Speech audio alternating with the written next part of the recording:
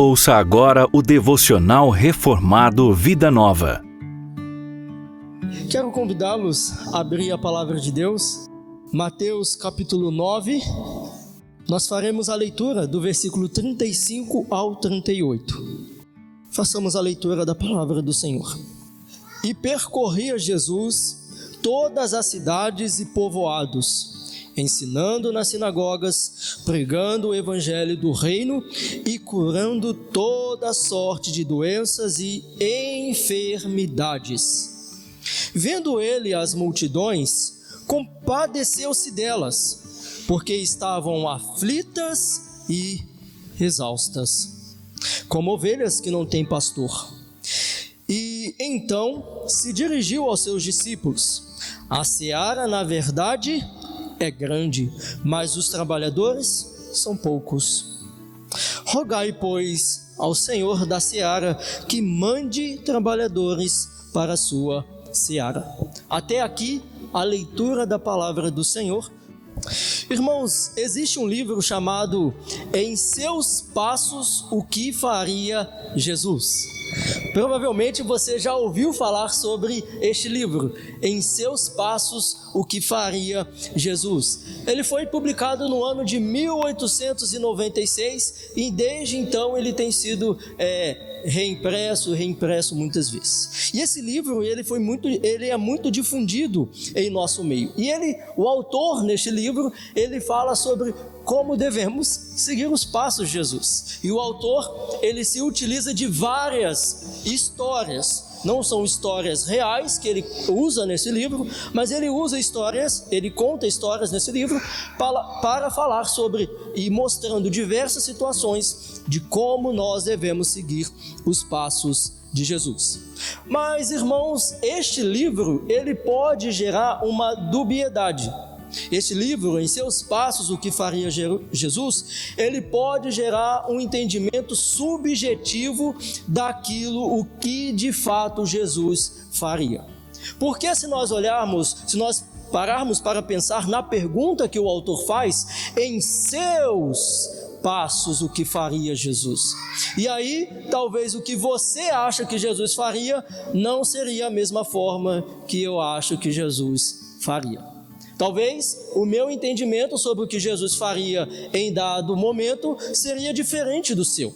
Então veja, apesar da proposta do livro ser boa, ela pode gerar entendimentos subjetivos, pode gerar entendimentos relativos daquilo que de fato Jesus faria. Então, a melhor pergunta para nós não seria em seus passos o que Jesus faria. A melhor pergunta para nós é: nos passos de Jesus, o que eu devo fazer? Essa é a melhor pergunta para nós. Nos passos de Jesus, seguindo os passos de Jesus, o que eu devo fazer? Então esse é o tema da mensagem nessa noite. É sobre isso que eu quero falar. Como você deve seguir os passos de Jesus? Como você deve seguir os passos de Jesus? E seguindo esse texto, nós veremos então 3 lições que nós podemos aprender a partir deste texto. Se os irmãos podem olhar depois com atenção, no capítulo 8 do Evangelho de Mateus, nós vamos ver que Mateus, ele destaca toda a autoridade de Jesus, todo o poder de Jesus sobre o mundo físico e sobre o mundo espiritual. Mas aqui agora no capítulo 9, Mateus ele vai destacar a compaixão de Jesus e a ação de Jesus e a sua missão de salvar os perdidos. Então, no capítulo 8, Mateus destaca a autoridade de Jesus, o poder de Jesus, mas aqui no capítulo 9, Mateus destaca a compaixão e a ação de Jesus em salvar os perdidos. Então vejamos aqui 3 lições que nós podemos aprender com o Evangelho de Mateus, capítulo 9, dos versículos 35 ao 38. Então tenha em mente o tema dessa noite, o tema da mensagem: como você deve seguir os passos de Jesus. Em primeiro lugar, você deve seguir os passos de Jesus proclamando o reino de Deus. Você deve seguir os passos de Jesus, proclamando o reino de Deus. Veja comigo o versículo de número 35. E percorria Jesus todas as cidades e povoados, ensinando nas sinagogas, pregando o evangelho do reino e curando toda sorte de doenças e enfermidades. Irmãos, Mateus está dizendo a nós que Jesus, de forma constante, de forma contínua, de forma ininterrupta, Jesus percorria todas as cidades, Jesus percorria todas as vilas, Jesus estava dentro das sinagogas, proclamando o evangelho da salvação. Não havia um momento em que Jesus não proclamava a mensagem de salvação. Jesus não proclamava um evangelho diferente, o evangelho de prosperidade. Jesus não proclamava o evangelho da bênção. Jesus não proclamava o evangelho da vitória. Mas Jesus proclamava o evangelho a mensagem de salvação. A mensagem que anuncia que nós estamos perdidos e nós precisamos de salvação. Era isso que Jesus fazia, seja na cidade grande, seja na cidade pequena, seja a ideia aqui do texto é que Jesus estava dentro das sinagogas, ensinando o evangelho, pregando o evangelho.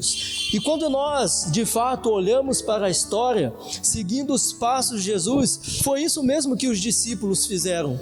Os discípulos de Jesus, seguindo os seus passos, anunciaram o evangelho da salvação.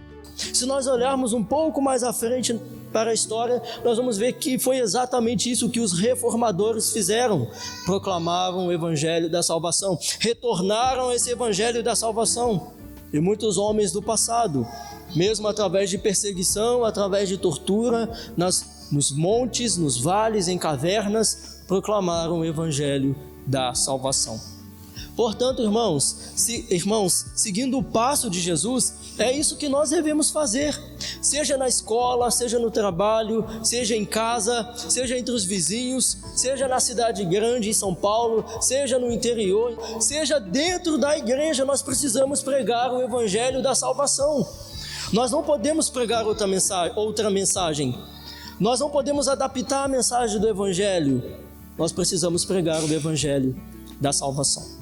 Então você, para seguir os passos de Jesus, é isso que você precisa fazer. Você precisa pregar o evangelho. Seja na fila de banco, na fila do mercado, no elevador, você precisa pregar o evangelho da salvação. Nas redes sociais, você precisa falar dessa mensagem de salvação. E a segunda lição que nós aprendemos aqui nesse texto, como você deve seguir os passos de Jesus. Você precisa se compadecer daqueles que sofrem. Veja o versículo 36. Vendo ele as multidões, compadeceu-se delas, porque estavam aflitas e exaustas como ovelhas que não têm pastor.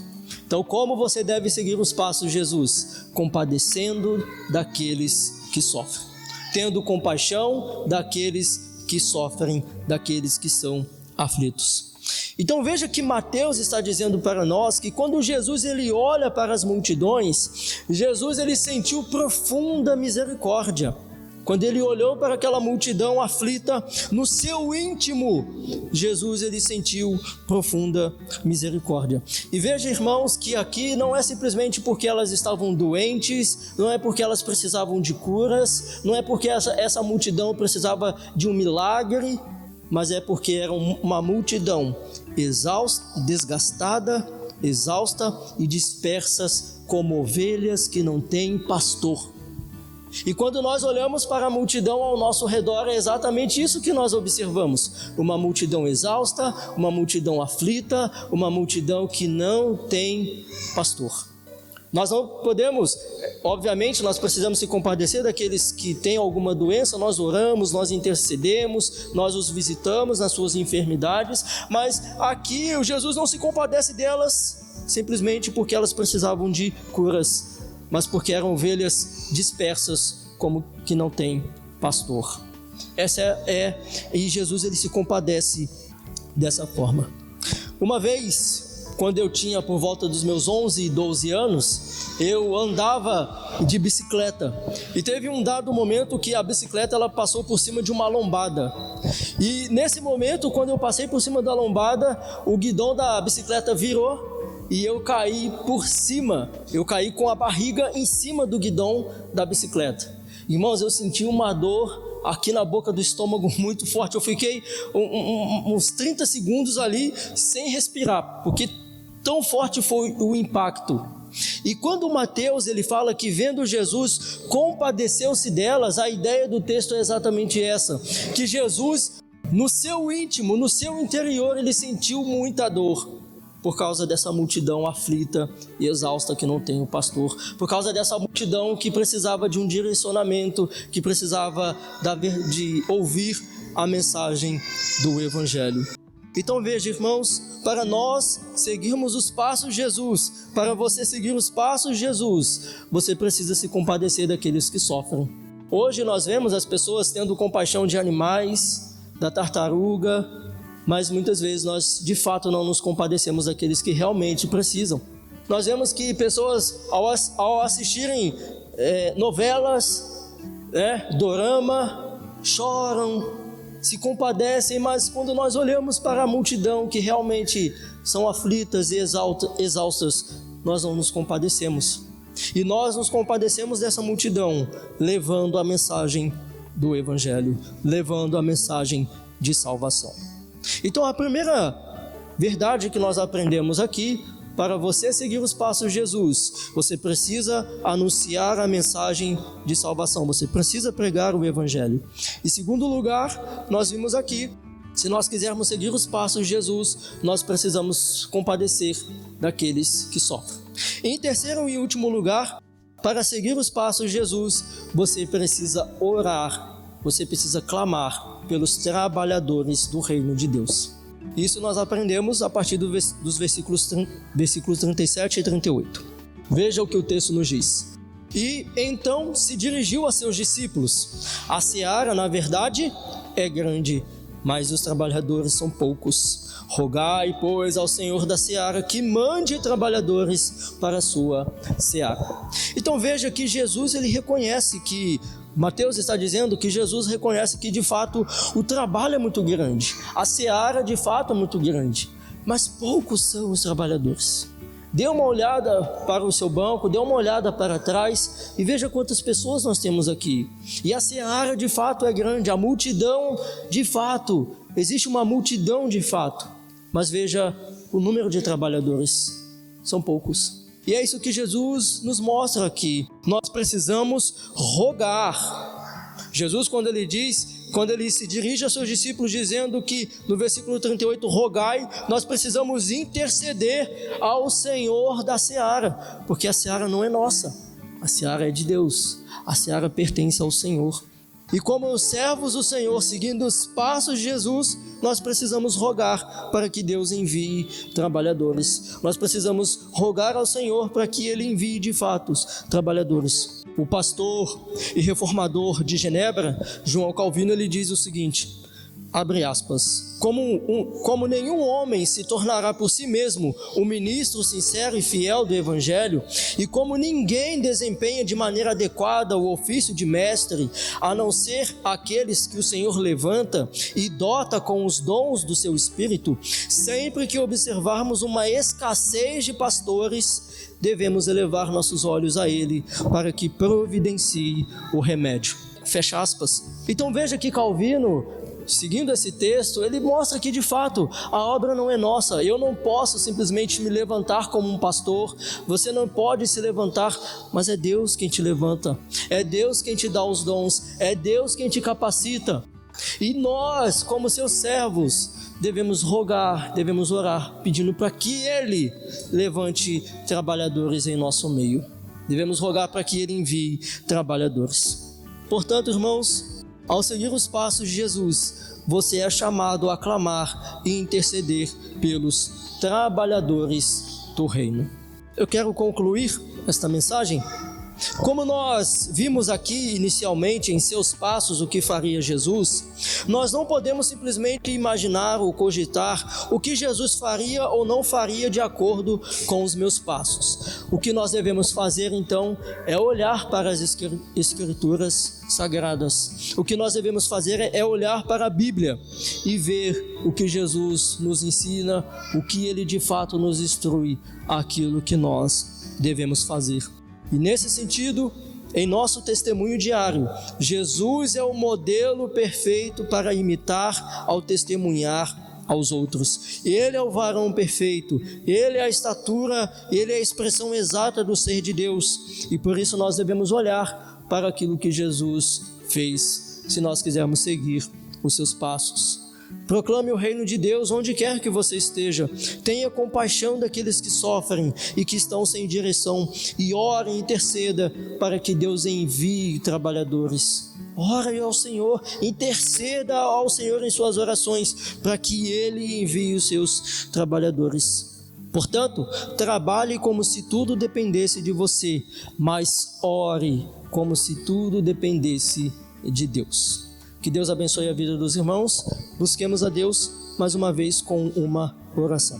Santo Deus e eterno Pai, nós te louvamos por essa oportunidade que nos deste de ouvir a tua palavra. Ó Deus, que esta mensagem frutifique em nossos corações por meio do teu Santo Espírito. Que nós, ó Deus, proclamemos a mensagem de salvação, que nós não negociemos o evangelho da salvação, a mensagem de salvação de arrependimento. Que nós proclamemos essa mensagem no nosso lar, que nós proclamemos essa mensagem em nosso trabalho, em nosso testemunho diário entre os homens. Ó Deus, e que nós compadecemos daqueles que sofrem, que nós tenhamos misericórdia dessa multidão exausta, aflita, sem direção, que não tem um pastor, que não tem uma direção.